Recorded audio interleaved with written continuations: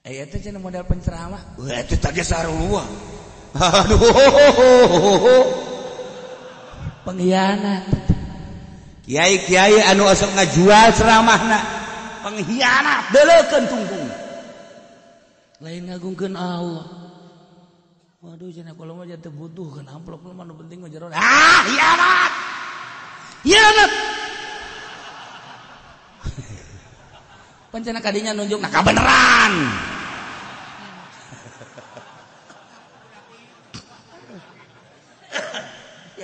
Gusti Allah nu agung. ulah jadi pengkhianat urang. Masya Allah. Geus bubuh atuh tambah nu boga jabatan mah jangan hianati. Dilantik nama Quran dikieukeun. Demi Allah, kami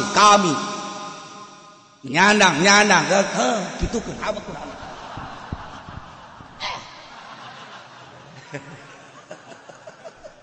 Masya Allah. Kadeuleu ku kabehan Quran dikieukeun sanu mita meureun. Hianat horenganna. Ye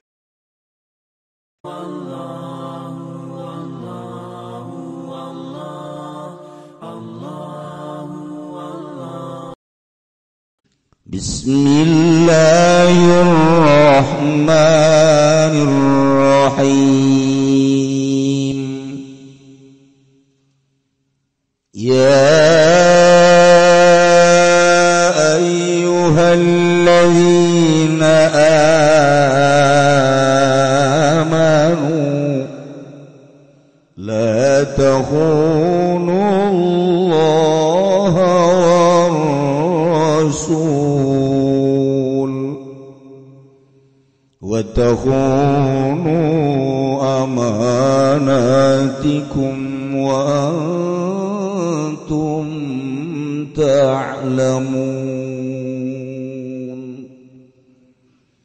Wallahu a'lamu bimuradihi wa nuzila fi abilubanah lan dan turunkeun ing dalam ki abilubanah Marwan bin Abdul Munzir jatana ki Marwan kang putra ki Abdul Munzir wa qad ba'atsahu Allah teman ngutus kanjeng Nabi ing abilubanah sallallahu alaihi wasallam ila bani Quraizah maring Yahudi bani Quraizah lianzilu ala hukmi darapun yen tatunduk ya bani Quraizah ing atase hukum abilubanah atawa kanjeng Nabi hukum abilubanah astasyaru maka amri musyawarah ya bani Quraizah ing abilubanah asyara ilaihi maka nuduhkeun ya bilubana ilaihi maring bani Quraizah annahu azibu ing satuna hukum iku den sumelih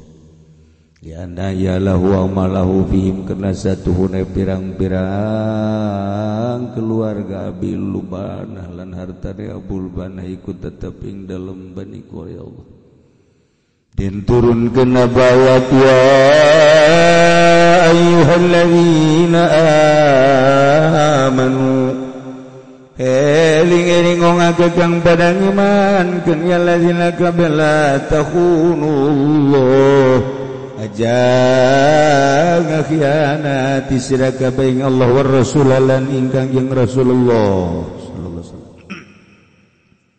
wala takhunu lana jangan hianati sira kabeh amanatikum ing sakeh amanat sira kabeh man matumitum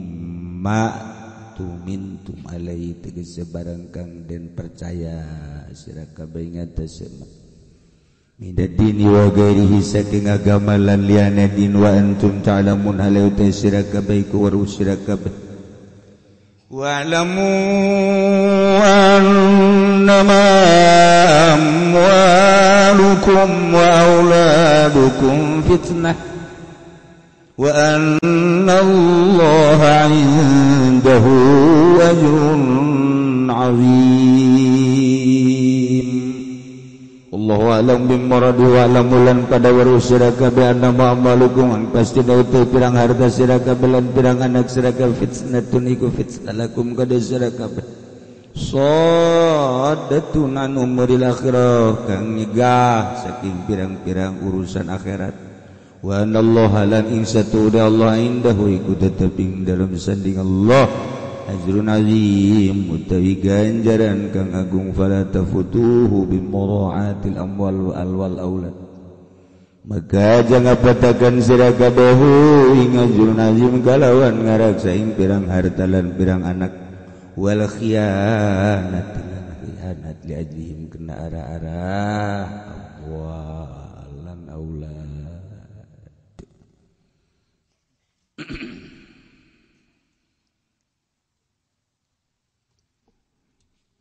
Ayat ieu diturunkeun dina perihal Ki Abi Lubanah bin Ki Abi Lubanah yakni Marwan bin Abdul Munzir. Permasalahan aslina cik Ibnu Ishaq Kanjeng Nabi pernah nahan 25 Yahudi Bani Quraidah. Ditahan Bani Quraidah ditahan gitu 25 peti 25 poe 5 peti diembargo ku Kanjeng Nabi,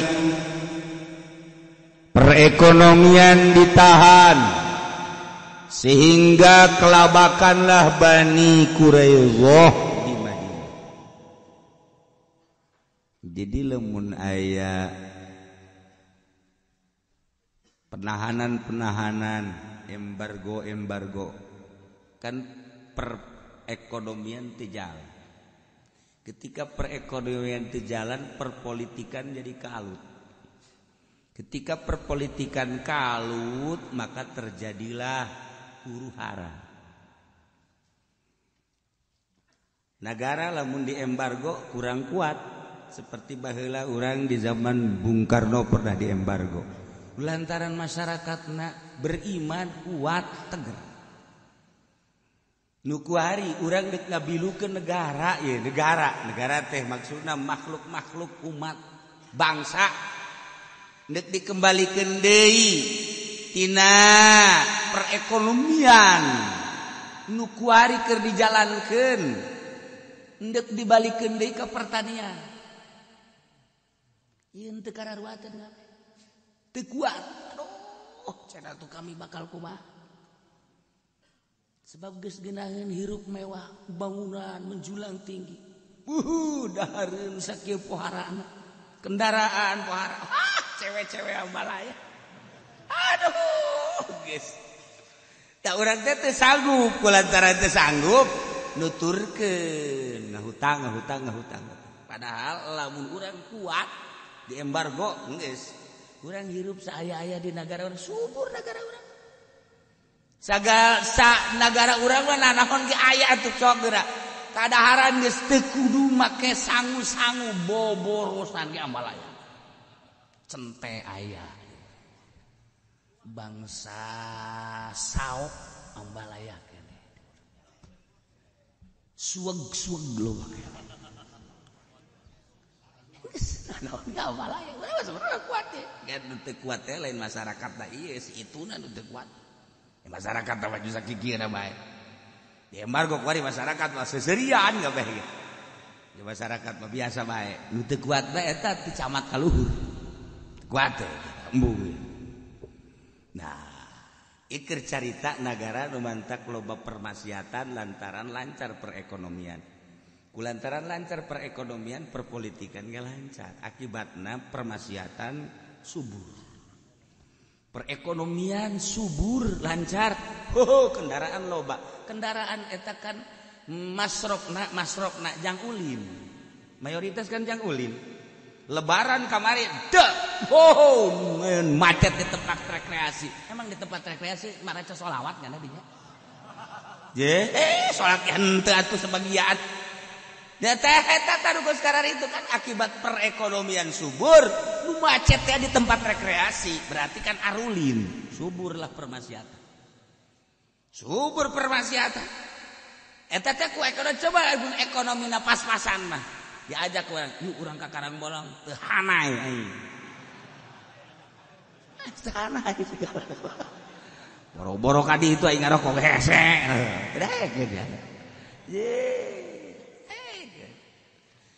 Geus kulantaran ieu perekonomian subur, milu subur kabeh. Nah, ieu di negara urang ninggalkeun subur teh hese. Ninggalkeun subur teh hese. Nu bantak nu ngaraji kuari ngandaekna doang, masyarakat baca embung. Embung kuari mah neangan jang kitu nuluykeun perjalanan waliullah kuari hese jasa. Pondok pesantren mah kan ieu nuruskeun para wali Allah. Ai para wali Allah kan masyarakat teh maksudna teu dahar ti isuk datang ka sore mah sanggup. Henteu kudu salin ganti baju ge sanggup wali Allah makan kos ge. Nu penting agama luhur. Henteu kudu boga kendaraan mewah-mewah. Nu penting mah nyana endek dakwah datang ka mana siap. Kuari kiai gariung teu diberkatan we ngomong kan. Tuh ngomong. Ulah ka negara beling teh baca gitu. Kudu emang beres sakalina berkat jauh hansip nanaonan masih jauh hansip mana jauh hansip atau param cangkurileung lain param jelema eta jauh hansip itu beres ada kumaha udah agama ya Allah agama lamun geus di kotak-kotak cara kuari kiai nu di Golkar kapakena di Golkar doang di luar Golkar teu kapake kiai di PT lu kapakena di PT lu di luar PT lu teu bisa kiai nu di PDI doang di luar PDI teu tah di kota-kota kuari kiai HTI kiai huruj kiai NU kiai Muhammadiyah terkotak-kotak kuari akibatnya atuh ngamajukeun maranehanana bae masyarakat kumaha teu bisa batak lamun kuari mah ngadengekeun ceramah bae kiai di mana ye NU paingan berat ka pamarentah we NU jing sos itu kan bahasana ge masyarakat yo eta kiai mana eta cuma kiai Golkar paingan ngajak merecet koneng bae Golkar ieu gara itu kan masyarakat eta si kiai mana eta itu PDI. Waduh, paingan ngagadilan be PDI. Hanya kiai nu teu berkepentingan nu masih kena didengekeun ku masyarakat. Didengekeun bari pake kiai mana eta? Golkar lain nya mah. Eta luar henteu nya mah. PDI meureun teu kabagian.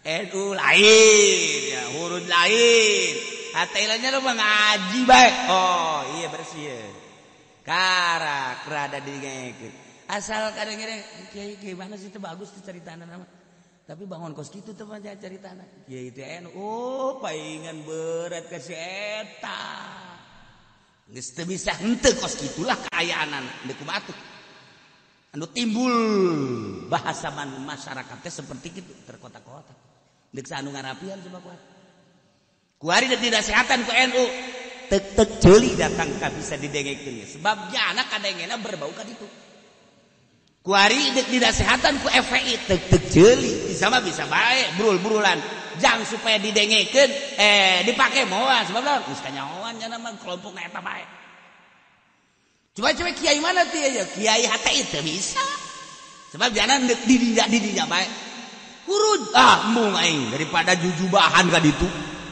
masak unggal masjid teu hayang aing maksudna teu saralah kabeh ge nu di NU teu salah di HTI teu salah huruf teu salah anu mana ge nu salah jak kitabna mah Al-Qur'an kabeh ngan kepentingan aja kelompoknya na kabeh kelompok masing-masing bakal jadi penasehat mal bisa kos kuali polisi negakeun hukum bisa diterima ku nagaraku masyarakat moal sebab berat ka ditu moal kuduna nyana teh lempeng nu salah asal kelompok itu dibenerkeun bener, tapi lain kelompok itu disalahkan. Apakah bener takos gitu?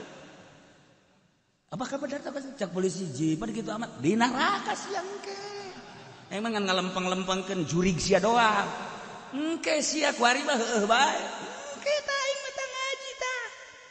Je, parangsan. Tah ieu urang keur kalut balik di Indonesia. Batak kula mah selalu ngadoa ya Allah ya Rabb. Hijikeun deui Gusti bangsa Indonesia naon hartina jeung naon ngeunahna ieu ririweuhan jeung riributan. Gusti hijikeun. Coba lempengkeun kurang satu tujuan kuari, mengisi kemerdekaan supaya aman tentrem. Urang ngeunaheun berekonomi, berpolitik, ibadah ka Gusti Allah kan nikmat. Daripada urang gontok-gontokan naonan. Tah nya ngadoa bae, nya doana can diijabah. Jauh nu mere duit. Tah baki pudoli tah ke situ lah. Aya ngadoa di panggung kikieuan, aya nu mayar. Sugan sorangan ngadoa teu henteu. Jauh deui bae teh baki or geus moal disebutkeun dah. Nah ieu keur carita aya pengembargoan. Ceuk Ibnu Sa'ad mah 15 poin 15 detik. Cek Ibnu Uqbah mah 17 poin 17 detik. Nu jelas Yahudi teh aya Yahudi Bani Nadir, aya Yahudi Bani Quraidah kabagi tilu ge. Nah ieu mah Bani Quraidah diembargo bukan jeung Nabi taat supaya ulah aya hubungan jeung mukminin. Masyaallah perekonomian kalut. Akibatnya perpolitikan terlancar sebab tidak saling mendukung. Kurang kuari di Indonesia nu mantak maju ge saling mendukung. Ayaki itu naon kitu ngaranna kedutaan anu bisa ngamajukeun negara. Kedutaan Arab, kedutaan Amerika, kedutaan Inggris, kedutaan Jerman, kedutaan Belanda, Malaysia, Thailand dan lain sebagainya. Melalui kedutaan etalah saling mendukung maju negara. Lamun urang diembargo tah putus. Diembargo ku ieu putus, sedangkan kan kuari mah kuari teu bisa sanagara doang. Amerika na embargo jelas geus 4 negara pasti milu. Model kuari Qatar tek milu anu Misro milu dan lain-lain sebagainya. Nah, ini negara teh kan kayak itu. Akibatnya ya negara henteu maju perekonomian. Nah, kuari ieu ya Yahudi Bani Quraidah diembargo ku Kangjeng Nabi. Kulantaran diembargo 25 poe besi berkelanjutan kan ka dituna timbul sieun. Sieun di hate-hate Yahudi Bani Quraidah. Akhirna kepala Yahudi Bani Quraidah ngaranna Ka'ab bin Asad manehanana langsung nyarita ka kelompok Yahudi Bani Quraidah. Cek pimpinan Yahudi bernama Ka'ab bin Asad, ya masyarul Yahud, wahai kelompok Yahudi Bani Quraidah, qad nazala bikum minal amri ma tarawna wa anni uridu alaikum khisalan thalathan. Perlu dikanyahokeun urang diembargo ieu instruksi ti Muhammad telah menginstruksikan apa yang telah kita ketahui dan rasakan sekarang. Dengan demikian tilu perkara coba pilih supaya pengembargoan dicabut. Hiji, urang kudu nurut ka Muhammad. Tilu perkara cek Yahudi wa mah anu tilu naon? Geus kieu bae kuari malah urang daripada berlarut-larut kadituna bakal bahaya nu gede. Sedangkan Muhammad geus katinggalik kegagahanana jeung kaistimewaanana. Urang kuari terdesak. Urang kieu bae kuari bayu nubayyi'u hadzal rajul wa nusaddiquhu. Fa wallahi laqad tabayyana annahu lanabiyyun mursalun wa annahu alladhi tajidunahu fi kitabikum tu'minuna ala dima'ikum wa amwalikum wa abnaikum wa nisa'ikum. Yuk urang beat bae geus babarengan ka Muhammad, urang ngabenerkeun Muhammad. Ceki Ka'ab, demi Allah nyata tertulis di kitab Quran dibacayana Taurat annahu la nabiyyun mursal. Muhammad memang yakin nabi anu diutus ku Gusti Allah. Wa annahu allazi tajidunahu, jelas Muhammad duku maneh ka perangi kabeh pi kitabikum. Baca dina kitab Taurat tanda nabi nu bakal datang, nabi akhir zaman setelah Isa. Ngaranna Muhammad. Tanda-tanda rambutna, pangambungna, biwirna, celikna, dedeg pangadeg, kulitna, akhlakna seperti itu. Geus palingan urang iman bae geus. Kumaha eta Yahudi? Barang dibejaan seperti kitu. Urang lamun iman kumaha? Aman engke ceknya. Urang moal diperangan ku Muhammad. Harta urang jadi aman, anak urang jadi aman, pamajikan-pamajikan keluarga urang jadi aman untuk mengambil pengamanan. Geus, urang beat bae geus ka Muhammad. Kumaha setuju? Tetep bae Yahudi fa abau. Ulah waka gancang-gancang arariman urang atuh. Keheula. Perlu pertimbangan Ka'ab. Tah mah babari teuing teu makos kitu mah. Nah, lamun urang kuari ieu embung kumaha ieu? Lamun embung iza abaitum ala hadhihi. Lamun marane embung teu iman ka Muhammad, embung percaya ka Muhammad, embung nuturkeun aturan Muhammad, urang bakalna dibunuh anak-anak urang, pamajikan urang, keluarga urang. Ieu kan bahaya pasti. Urang berhadapan jeung prajurit Muhammad perang. Nah ieu nu dipermasalahkeun urang merangan kelompok Muhammad eta kan berat. Seperti eta. Coba kumaha? Yahudi lantas ngomong memohon bahwa aya keneh jalan keluar. Coba. Urang neangan jalan keluar coba kumaha? Akhirnya pertimbangan Yahudi untuk mencari jalan keluar, memohon ka Kangjeng Nabi. Wa arsalu ila Rasulillah an ib'ats lana Aba Lubanah. Coba ngutus ka Muhammad supaya bisa menyelesaikan seseorang di kelompok Muhammad nungaran Abi Lubanah. Sebab Abi Lubanah teh kapan tadina Yahudi. Anakna kan aya di urang keneh, pamajikanana jeung keluarga aya di urang. Harta-hartana ge kapan nyana aya keneh di urang. Supaya nyana bisa mempertimbangkeun, coba mohon ka Muhammad seseorang nungaran Abi Lubanah. Setuju oge akhirna.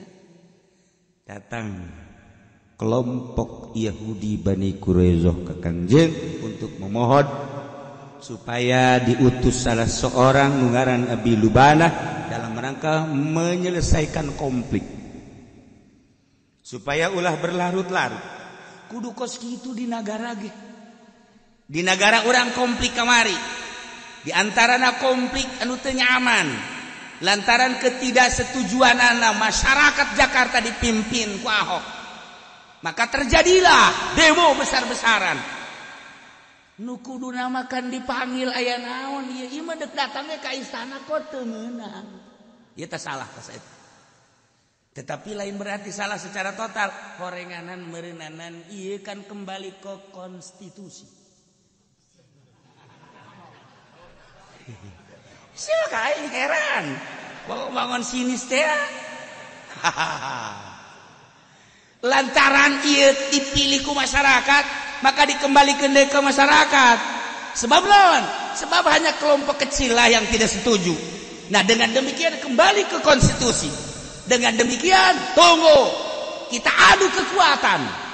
Pilih kembali ke salah negara. Sebab di urang negara demokrasi. Ya kembalilah ke masyarakat.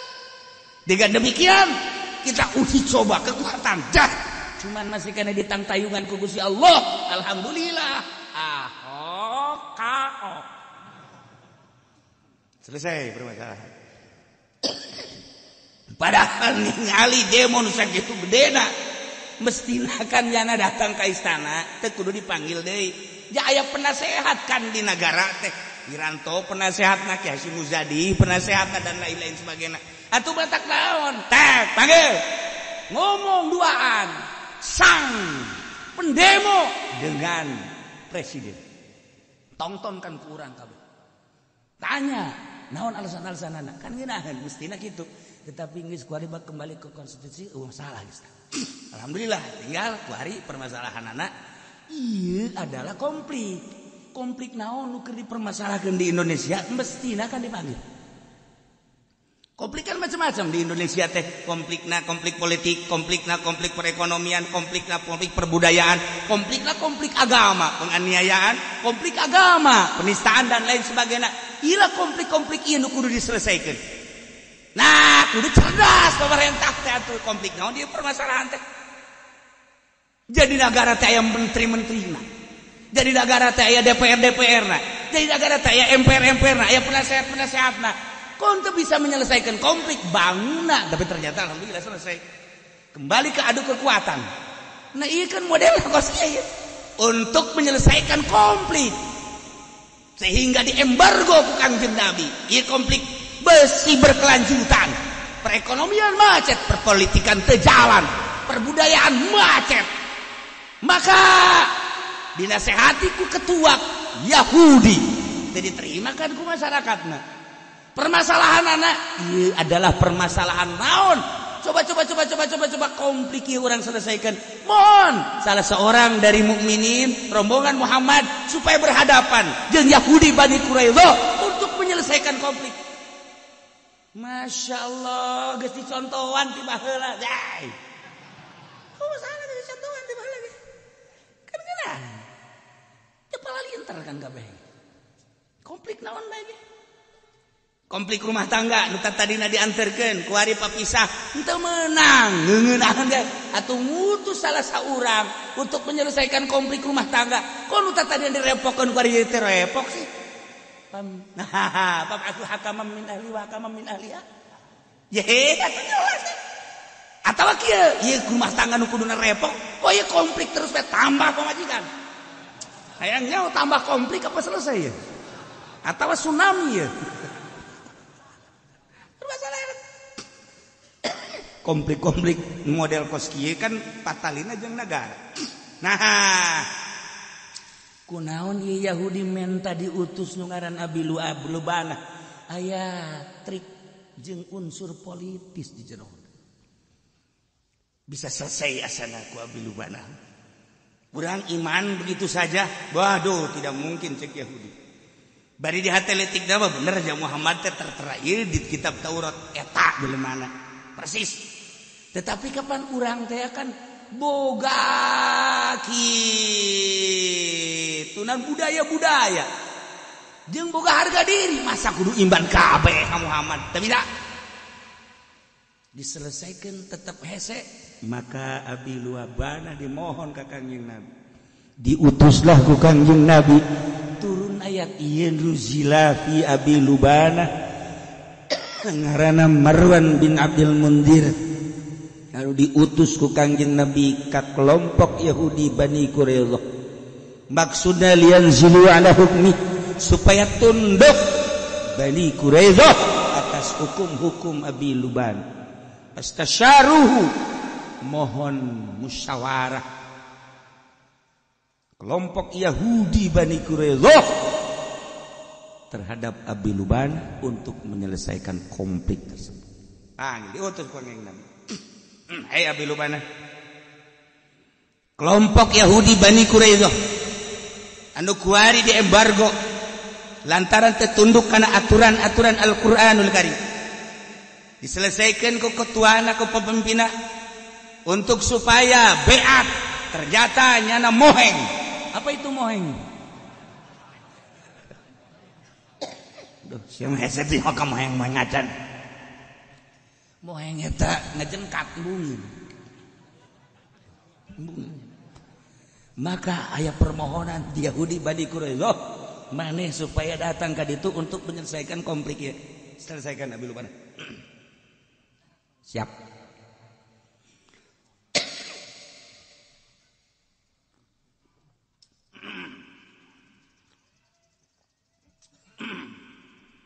Abi Lubana maju dengan gentleman membawa amanah anu sangat luar biasa berat. Sebab andai kata tidak selesai, terjadilah peperangan anu dahsyat. Di mukminin geus disiapkeun pedang-pedang geus diasah. Di Yahudi sarua bae andaikeun teu selesai, terjadilah peperangan dahsyat. Sarua tiba heula datang ka ieu. Konflik seperti itu. Kemari demo asa deuk perang, andai kata teu selesai, perang terjadi. Encan berarti selesaikan ayeuna ge, masih keneh ditunggu kelanjutanana kumaha. Tinggal ditinggali roda perpolitikan jeung perekonomianana. Sebab di negara urang aya anu resep model kieu, aya anu teu resep. Prosentasena anu resep sabaraha, anu teu resep sabaraha. Nu resep bakal nyin komplotan-komplotan. Nu resep kumaha? Maka bakalna ieu dimusyawarahkeun jeung para syaitonir rajim. Penggede-penggede. Kumaha supaya ulah terjadi konflik? Ayo. Ieu modelna kos kieu. Besar diap. Mukminin besangan. Siap. Sakitu mah sakicep. Yahudi karena gengsi, hayo paeh-paeh geus pokona orang beak-beak, penting ulah mundur kumaha coba. Lamun kejadian model kos kitu. Ya Allah. Urang lamun nyaritakeun di negara urang kabeh ge ieu kitabna Al-Qur'an. Tapi konflik terus-terusan. Urang mun nyarita NU kitabna Al-Qur'an. Urang mun nyaritakeun Muhammadiyah kitabna Al-Qur'an. Urang lamun nyaritakeun tentang huruj kitabna Al-Qur'an. Urang mun nyaritakeun HTI kitabna Al-Qur'anul Karim. Urang lamun nyaritakeun berbagai organisasi Ikhwanul Muslimin kitabna Al-Qur'an. Nah, pesantren modern kitabna Al-Qur'an. Pesantren salafiyah kitabna Al-Qur'an. Kopi tengah hiji. Tengah hiji. Ikan berarti aya konflik-konflik. Di jerona aya muatan-muatan anu lain semata-mata Al-Qur'anul Karim. Kudu diriungkeun. Dimusyawarahkeun. Mutus. Supaya utusan-utusan tersebut bisa menjelaskan tentang kepentingan anak jeung supaya diluruskan di sebuah negara Indonesia kan mantap. Lamun kamari sekaligus HTI bubarkeun alasanana naon? Engke kadituna mungkin NU ge dibubarkeun. Engke kadituna Muhammadiyah bisa dibubarkeun dengan mudah. Pembubaran tersebut salah. Atuh jaya badan hukum panggil lah. Mendingan panggil seluruh organisasi. Ayo. Coba utus musyawarah. Tah cara ieu tah. Memohon di Yahudi Bani Quraisyah supaya Abi Lubana bisa menyelesaikan konflik tersebut agar embargo dicabut sehingga hubungan antara mukminin jeung Yahudi di bidang perekonomian lancar, di bidang perpolitikan bisa lancar, perbudayaan bisa diatasi. Apakah kumahanyeun aturan-aturan anak? Mohon Abi Lubana supaya maju. Eueuh hesena. Urang hirup di negara Indonesia teh geus setengah abad leuwih, aman-aman bae. Nu Islam ngarasa tentram, anu Kristen ngarasa aman, anu Konghucu kitu keneh, anu budak kitu keneh. Aman-aman bae. Nah, mulai aya penyerangan. Di Kristen ka muslimin, ka mukminin, di mukminin kitu keneh. Penyerangan iya masa sih itu bisa konflik eta ku urang diselesaikan supaya ulah terjadi peperangan. Ngadenge urang masjid anu dibeulem, gereja anu dibakar. Haji ieu setelah dibeulem kieu apakah jana haju arasup Islam dan henteu? Setelah anu ieu dibeulem deui apakah manehna arasup Kristen dan henteu? Nah, daripada engke jadikeun kagedean konflik atuh maningan ku urang diselesaikan. Nah iya asal penyelesaian. Nah mantep. Nah iya kita mah Indonesia kajen mah loba nu urusan tah geus umbalaya kumaha urang cerita Al-Qur'an bae ngan emang nyelap we saeutik nyelap aya ahokan nyelap tah set diutus ki Abi Lubana. Setelah diutus Abi Lubana, ya, kami memohon kepada Muhammad agar engkau bisa menyelesaikan konflik antara Yahudi Bani Quraisyah dengan mukminin pimpinan Muhammad. Dengan demikian, coba supaya pengembargoan ini dicabut agar perekonomian lancar kembali. Mohon supaya konflik tersebut bisa diselesaikan. Cik Abi Lubana ieu mah gampang permasalahan. Nu paling istimewa Abi Lubana begitu nyana berangkat membawa misi penyelesaian. Datang ke Yahudi Bani Quraisyah. Begitu nyana datang dihormat. Lalaki-lalaki Yahudi kabeh narangtung menghormat ka Abi Lubana. Inilah pimpinan yang bisa menyelesaikan konflik. Kita angkat topi kepada Abi Lubana. Encan geus hormat.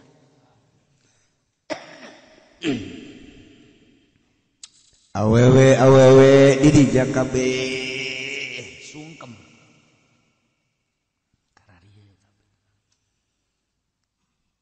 Kemudian barudak laletik careri. Mohon ke Abi Lubana supaya embargo dicabut. Dirinya ke Abi Lubana mikir.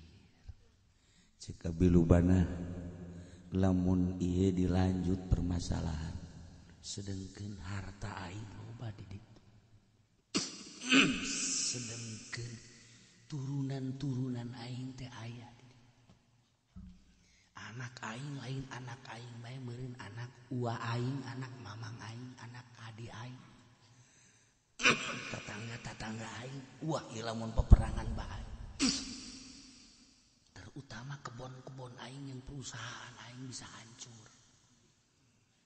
Wah, cek Abi Lubana demi mengutuhkan harta aing, demi mengutuhkan keluarga aing, demi mengutuhkan anak aing, maka Abi Lubana anu sakitu hebatna utusan Kangjeng Nabi mengkol hatena untuk mengkhianati mukminin.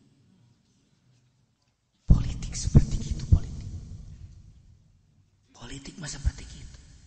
Berangkat di imah mulus di tengah jalan mengkol. Ke awal-awal dek jadi DPR niatna mulus. Barang geus diuk di kursi embol-embolan mengkol. Masyarakat mengharapkan ieu mah jalurahna ge ustaz. Insyaallah karim. Diharapkan untuk melaksanakan roda perpolitikan di desa tersebut seadil-adilnya dengan niatan anu mulus si ustaz lagi insyaallah. Begitu terpilih keustadanana mulai sapoe leungit, masyaallah. Setelah dilantik hanya beberapa hari keustadanana kadituna bebajingan. Eta sakelas lurah. Mau kelas bupati. Emang bupati aya anu lain bajingan tuh. Bajingan kan. Lamun make kacamata Al-Qur'an. Lamun make kacamata bajingan mah tuh nya ge boh KM bajingan. Hesek wari urang. Tah, iyalah. Ieu sagede Abi Lubana bae. Diutus ku Kangjeng Nabi untuk penyelesaian konflik, penyelesaian anak di jalan belok katena mengkhianati mukminin. Sebab naon? Pan di ditu teh aya harta aing ambalaya. Mun terjadi peperangan cilaka. Oh, di ditu teh kapan aya keluarga aing. Mun terjadi peperangan cilaka. Beuh, di ditu teh kapan aya anak-anak aing hincu-hincu aing. Mengkol Ki Abi Luban. Masya Allah. Dengan penghormatan anu puhara, permohonan anu puhara, maka terjadilah pertimbangan anu belok menjadi nu tatadina ngerasa amanah kuari jadi hianat. Ditanya Ki Abi Lubanah, ya Aba Lubanah, atara nanzil ala hukmi Muhammadin, bagaimana menurut pendapat kamu wahai Abi Lubanah, andai kata kami sekalian tunduk terhadap hukum Muhammad, lamun kami kabehan tunduk ke hukum Muhammad, beat ieu terjadi da kumaha ieu coba dipengkolkeun ku Abi Lubanah. Anu samistina mah lamun aranjeun kabeh tunduk ka utusan ka aturan-aturan Muhammad, ka hukum-hukum Muhammad, selesai permasalahan. Geus waya naon konflik bisa selesai sebab manut ke aturan Muhammad. Tetapi cek Abi Lubanah lamun maneh kuari nentang ka Muhammad perang, lamun maneh kuari beat nurut ke aturan Muhammad dipenci. Eueuh penjelasan kabeh. Cek Abi Lubanah, maneh beat ke Muhammad. Yo. Isarahnya tah. Fa asyara ilaihim annahu adhibu ta. Kunaon eta Ki Abi Lubanah bisa kos kitu? Sebab li anna iyalahu wa malahu fihi, keluarga jeung hartana aya di kelompok Yahudi. Sangat mencintai harta jeung keluarga. Demi untuk kelanjutan harta jeung keluarga, maka nyana belok nu tadina berat ka mukminin kuari berat ka Yahudi. Nauzubillah min dalik seperti kos kitu. Konflik politik teh kos kitu bae.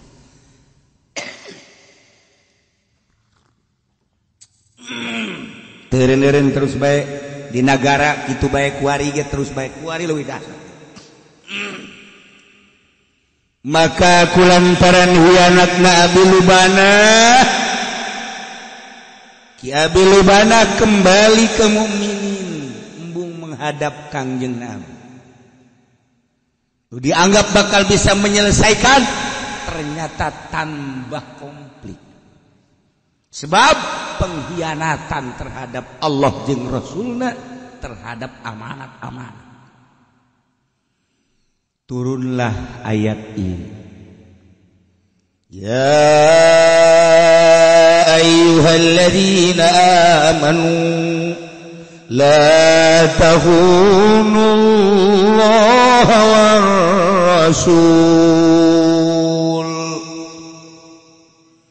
Wahai eling-eling jelema anu arariman, para mukminin mukminat sing hadela takhunullah, ulah rek harianat maraneh kabeh ka Allah, war rasul jeung ulah hianat aranjeun kabeh ka Kangjeng Rasulullah, wala takhunu ulah hianat aranjeun kabeh amanatikum ka amanat maraneh kabeh. Sing hade hiji dilarang mengkhianati Allah. Mengkhianati Allah berarti tengah laksanakan perintah-perintah fardu Allah, khianat terhadap Allah. Hayang nyahok jelema anu mengkhianati Allah ketika jelema anu teu salat eta pengkhianat Allah. Di imah urang lamun anu teu salat ieu ngakhianat Allah. Teu puasa pengkhianat Allah. Tengah zakat pengkhianat Allah. Geus disob teu haji pengkhianat Allah. Loba kene di Indonesia pengkhianat Allah. Nomor kedua pengkhianat Rasulullah, teu nuturkeun sunnah-sunnah Kangjeng Rasulullah sallallahu alaihi wasallam. Pengkhianat Rasul. Nomor katilu ngahianati amanah-amanah Allah, baik di segi agama maupun di luar agama. Agama Islam, ketika ieu agama nu kudu diutuhkeun, kemudian agama dicaci maki, kemudian agama dilecehkeun, kemudian agama ieu diapilainkeun, ieu tanggung jawab urang. Sebab mun urang henteu peduli berarti urang pengkhianat agama. Amanat sih. Selain agama, diri urang. Urang dibagi bere mata ieu amanat. Aing mere mata ka sia, jang neuleuan Al-Qur'an, jang neuleuan hadis, jang neuleuan kitab-kitab Allah. Digunakeun naon ku sia mata sia. Cukup jang colokeun malaikat di akhirat ketika neuleuh TV. Kocek. Hayu sia. Komo eta mah aki-aki geus kieu bae.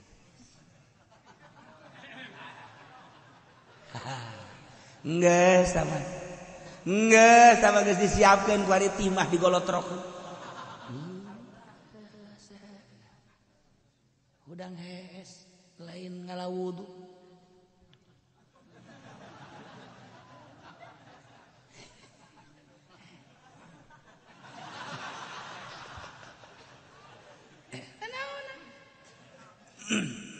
KWC di bawah keur ngising ieu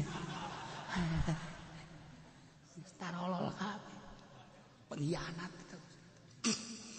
Cili amanat Allah, irung amanat Allah, lisan amanat Allah, lenat Allah, beteng amanat Allah, suku amanat Allah, dubur amanat Allah, kubul amanat Allah. Awas ya, namun sia hianat terhadap amanat-amanat Allah, geus ngajungkel di neraka jahanam. La takhunullah war rasul, ulah ngahianati Allah jeung ngahianati di urusan harta ghanimah. Ieu aya aturan Allah nu ngabagina Kangjeng Nabi. Ketika menang ghanimah, nah ieulah ulah hianat terhadap ghanimah. Diatur ku Kangjeng Nabi, pengaturan Kangjeng Nabi ulah dihianati. Amanat-amanat ulah dihianati. Eta terhadap ghanimah. Kuari urang ye, awas. Ieu kaparduan teh amanat Allah. Nu nyampekeunana Kangjeng Nabi, nu utar aturna Kangjeng Nabi, ulah ngahianati Allah jeung Kangjeng Rasulullah. Kemudian ieu kabeh adalah merupakan amanat. Kade ulah dihianati. Kekayaan amanat Allah sing hade ulah mengkhianati kekayaan. Jabatan amanat Allah, awas ulah mengkhianati jabatan. Awas kade pangkat amanat Allah, ulah dihianati pangkat. Sehat amanat Allah, ulah mengkhianati sehat. Ilmu urang diberi ilmu ku Gusti Allah, ulah mengkhianati amanat Allah. Mana diberi ilmu naon? Diberi ilmu politik kade. Sing hade sia diberi ilmu politik teh ulah dipake hianat. Menghianati politik nu dibikeun ku Gusti Allah cukup jang hojai di neraka jahanam. Urang diberi ilmu agama ku Gusti Allah, ngarti kana tafsir, ngarti kana hadis, ngarti kana fikih, ngarti kana tauhid. Awas, amanat di Gusti Allah ulah dihianati amanat. Kiai aing ngahianati ilmu kumaha? Dijual teu kaharti cenah kiai dijual teh. Maneh jadi kiai Golkar engke ka dituna menjual ilmu maneh untuk mendukung Golkar, lain ka Allah, eta geus menjual amanat Allah. Kiai Golkar bakal dikerahkan, diancub-ancubkeun sebab nyana geus mengkhianati agama. Goblok kiai Golkar. Lain cak aing cak Allah. Emang nyampaikeun doa. Ih cenah teu mah kiai nyampaikeun aing balik sia. Oh tadi tuh. Awas udang isin sia. Aduh. takhunu amanatikum. Ji ulah khianati amanah hanya untuk partai, lain ke Allah, hanya untuk organisasi, lain ke Allah. Matak baheula mah bau NU teh luar biasa dengan atas nama Kiai Haji Hasyim Asy'ari. Masyaallah murikak buluran. Tapi kuari NU dek dikamanakeun dijualna sebagian tapi khianatnya. Eta cenah modal penceramah. Wah eta teh sarua. Aduh. Pengkhianat. Kiai-kiai anu osok ngajual ceramahna pengkhianat deuleukeun tunggung. Lain ngagungkeun Allah. Waduh cenah kalau mah teu butuhkeun amplop mah nu penting mah jero. Khianat. Khianat. Pancena kadinya nunjuk nah kabeneran.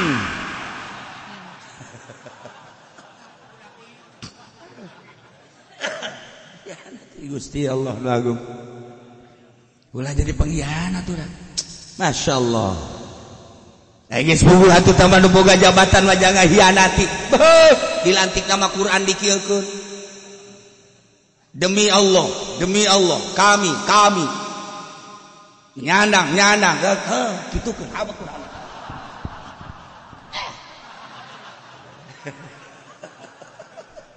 Masya Allah kadeuleu ku kabehan Quran dikieukeun sanu mita meureun. Hianat horenganna. Ieu lamun di negara urang DPR teh hianat maju mantep. Lamun pemerintahna teh hianat siadada. Jalan diampar ke emas. Kuarin picung ka dieu Mas Tono malulu. Ngaguling gedeung-gedeung Mas Tono, gedeung-gedeung Mas Eko.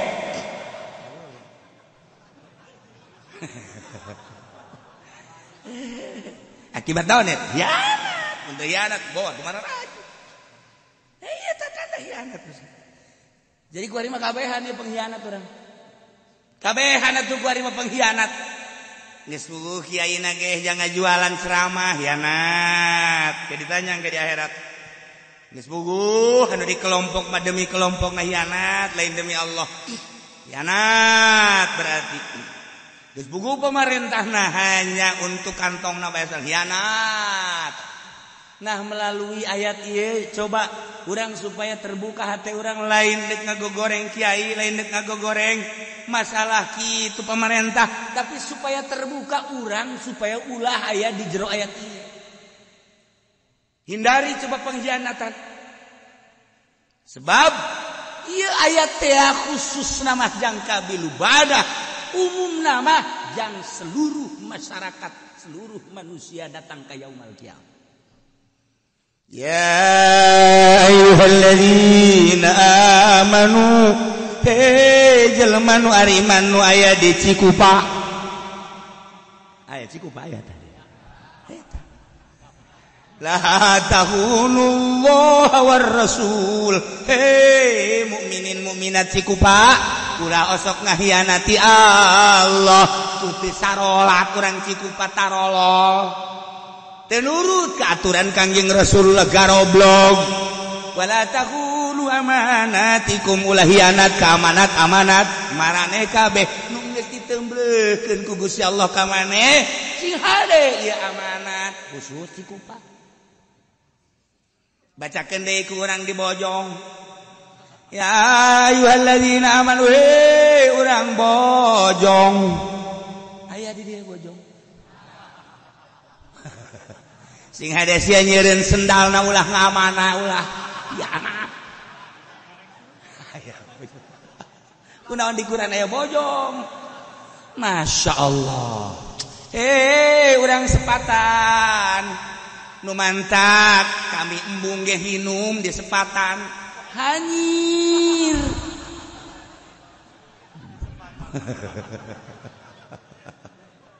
Ya ayyuhalladzina amanu. Tah barang jual we pasar Kemis. Mukminin pasar Kemis, maneh mah geus kanyahoan tilok hianat.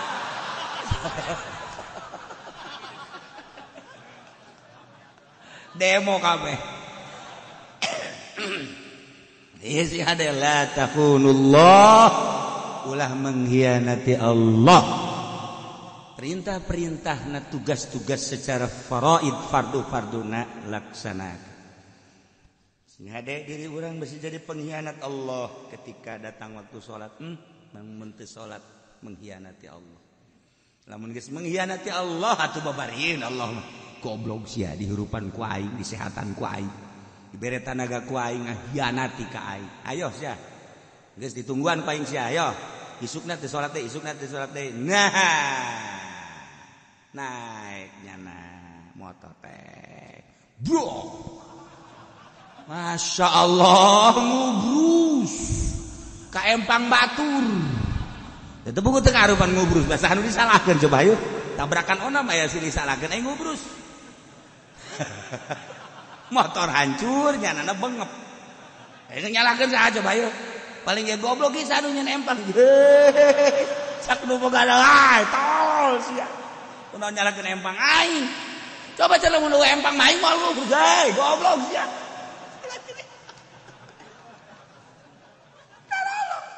Lain ragap diri ngalahkeun empang.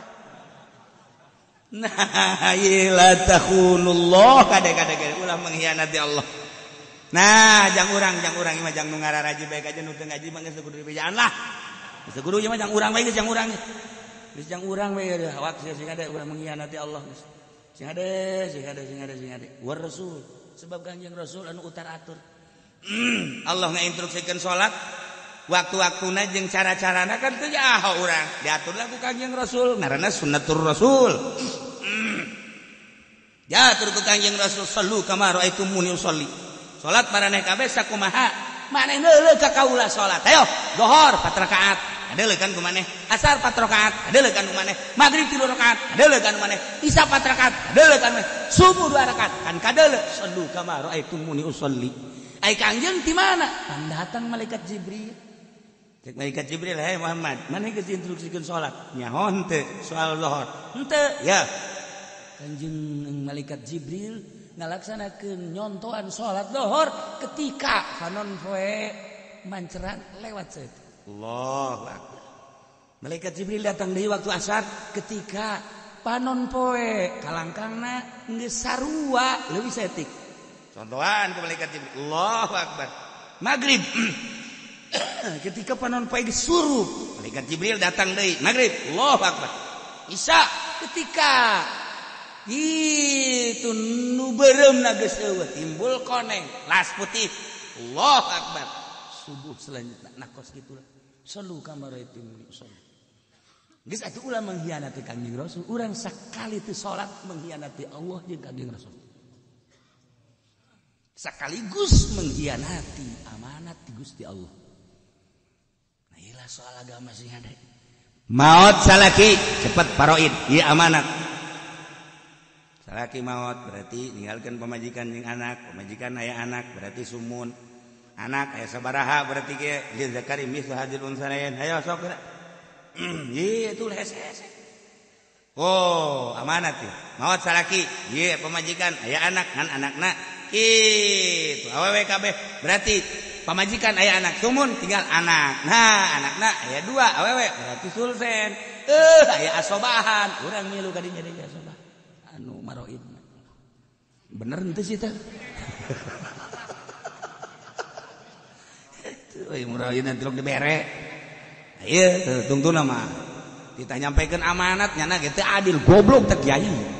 Indahan hayang jadi asobah tolong. Asobahna oke cek.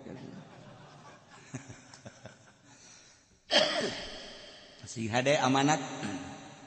Masukkeun ke jero hate urang, masyaallah moal kebal urang hidup di alam dunia. Duh Gusti. Ya amanat teh Gusti.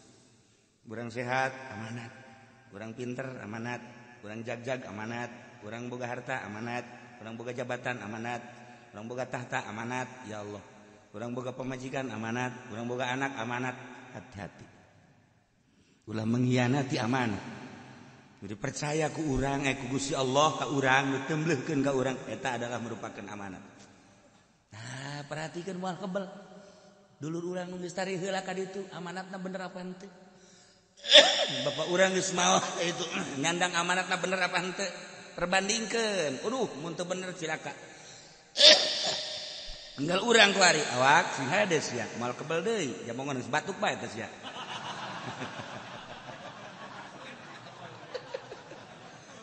Dulu batuk ya kadang panjang umur kadang teu batuk-batuk. Lu teh loba aja kos gitu batuk bae dia am panjang umur nu teu batuk cek.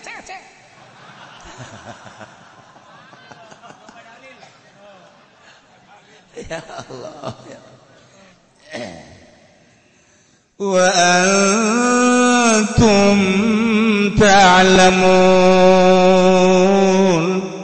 bari aranjeun teh kapan nyaraho tentang jore tentang bagus kajorean anu jore kabagusan anu bagus maneh teh kapan geus nyaho tentang kabagusan jeung kagorengan geus atuh kuari mah maneh dibere nyahona bagus jeung jore-jore jeung bagusna nu bagus jorena nu jore eta adalah merupakan amanat kade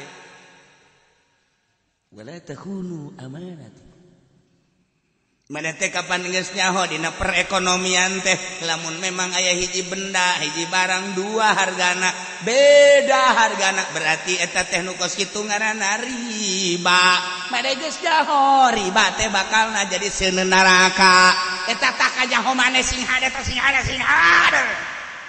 amanat sia haji goblok tolol sia nyaho ongkoh teu dipake ongkoh nah jangan neraka jahanam cukup pun diri la takhunu amanat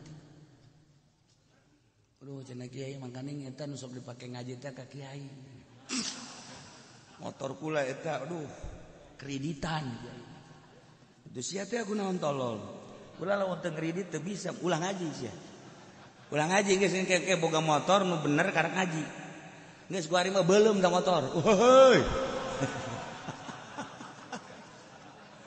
aduh iya sudah ada numpakan motor jadi doraka mana teh mah ngabejaan wae teh mah wah teh sia tuh ngalaksanakeun nama wala takhunu amanatikum sing hade ieu geus bukuh mata urang geus bukuh celi urang engke bakal disidang amanat Allah mata amanat Allah celi amanat Allah irung amanat Allah lisan amanat Allah dan lain sebagainya Sud perekonomian anak aing kurang kumaha ngatur ja aing ge nyampaikeun amanat-amanat aing teh melalui kiai takribna kemudian riana jeung sajabana fatul muina bos sia teh ngajeding sih ngajeding tah sia ye cenah kula mah nuturkeun kiai saha kiaina ge boga sorum mana kiaina itu cenah panggil ka dieu emang aing keur ngarep-ngarep cek malaikat kiai nu kos kitu tah nek jadikeun imam neraka ku aing dia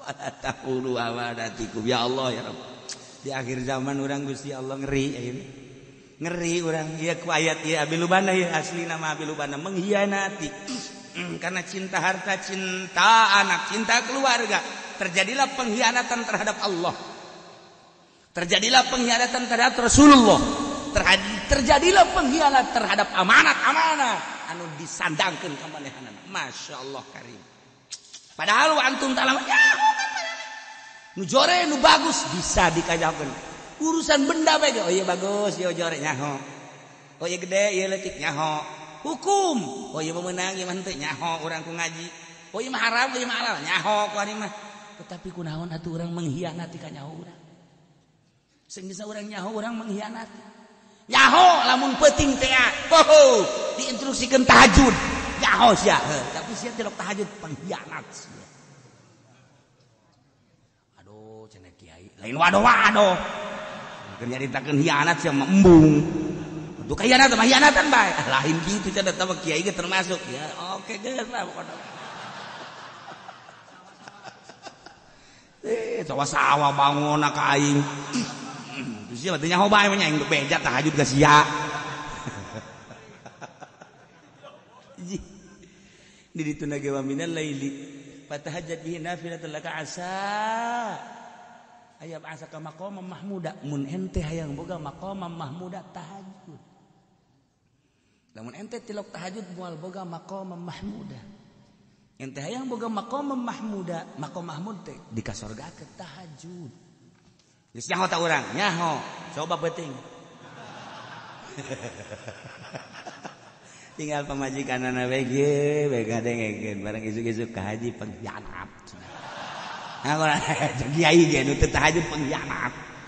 Ye, bere kurang duit. Henteu sih gitu. Dasar cewek blon. Bisa disogok kos polisi bae sia. Pengkhianat. Ya kari. Masya Allah, ada orang besi jadi pengkhianat Allah, naudzubillah min. Besi jadi pengkhianat Kangjeng Rasulullah, naudzubillah min. Besi jadi pengkhianat amanat Allah, naudzubillah min. Gali, Masya Allah. Bari orang nyawa tuh nyawa. Sahanu teu nyaho sih kuari. Sahanu teu nyaho ka madoratan HP, janyaho mangpaatna aya, madaratna aya. Caritakeun kamaslahatanna jeung mangpaatna atuh silakeun bae, tapi kapan manfaatna mah hiji, madaratna sabaraha. Hayu sia ulah seserian. Jeung nyaho. Asal nu ngahape-na sorangan we geus aman. Geus aman aing ngahape-na biasa loba jelema. Oh iya, beres eta berarti bener. Asal geus sagedeung, geus. Geus aman teh maka jeung hukum. Aman. Kau mau HP na boga tilu, kiai tilu na naonan HP, teu aman teman, teu aman berarti aya khususon. Ya Allah, ya Rabb. Wa'lamu annama amwalakum wa auladukum fitnah. Masya Allah. Ialah keur nyaritakeun wa'lamu annama amwalukum wallahu a'lam